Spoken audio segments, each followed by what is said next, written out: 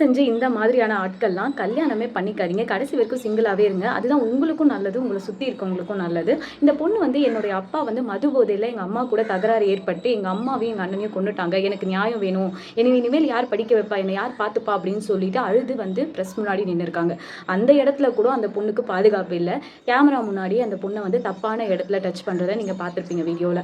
இதை பார்த்ததுக்கப்புறம் இருக்கிறதுலே ரொம்ப வஸ்டான ஒரு விஷயம் என்ன தெரியுமா? Childhood drama. நம்ம போகிறோம், ஸ்கூலுக்கு போயிட்டு வரோம், அப்பா அம்மா இருக்காங்க, நமக்கு கரெக்டாக துணிமணி வாங்கி கொடுக்கறதுக்கு, சாப்பாடு போடுறதுக்கு, நம்மளை நல்லபடியாக டேக் கேர் பண்ணுறதுக்கு எல்லாத்துக்குமே நமக்கு அம்மா அப்பா இருக்காங்க அப்படின்னும் போது நமக்கு எந்த ஒரு கஷ்டமும் தெரியாது. ஆனால் அதே இடத்துல அம்மா அப்பாவே சரியில்லை அப்படின்னும் போது ஒரு குழந்தை அந்த அளவுக்கு ஒரு சைல்ட்ஹுட் ட்ராமாவை ஃபேஸ் பண்ணுது. இது இந்தியாவில் வந்து நிறைய இடத்துல நடந்துக்கிட்டே தான் இருக்குது. பட் வெளியில் வர மாட்டேங்குது. ஏன்னா அந்த குழந்தைங்களால வெளில சொல்ல முடியாது. அது ஃபிசிக்கலி அண்ட் மென்டலி எவ்வளோ ப்ரெஷர் அண்ட் ட்ராமாவை கேரி பண்ணுவாங்கன்றது நமக்கு அந்த பெயின் தெரியாது. ஸோ இந்த மாதிரி அப்பா அம்மா மூலியமாகவே வந்து டார்ச்சரை அனுபவிக்கிற குழந்தைங்களுக்கு நீங்கள் இன்கேஸ் நேர்லையோ இல்லை உங்களுக்கு தெரிஞ்ச சர்க்கிள்லையோ உங்கள் ஃப்ரெண்ட்ஸ் அண்ட் ஃபேமிலியிலோ பார்த்தீங்கன்னா கண்டிப்பாக உங்களால் முடிஞ்ச ஹெல்ப்பை பண்ணுங்கள். ஏன்னா இந்த மாதிரி ஒரு பேட் பேரண்டிங் கிட்டேயோ இல்லை பேடான பேரண்ட்ஸ் கிட்டேயோ வளர்கிற குழந்தை கண்டிப்பாக ஒரு சமுதாயத்தில் வந்து நிறைய கஷ்டங்களை ஃபேஸ் பண்ணும்.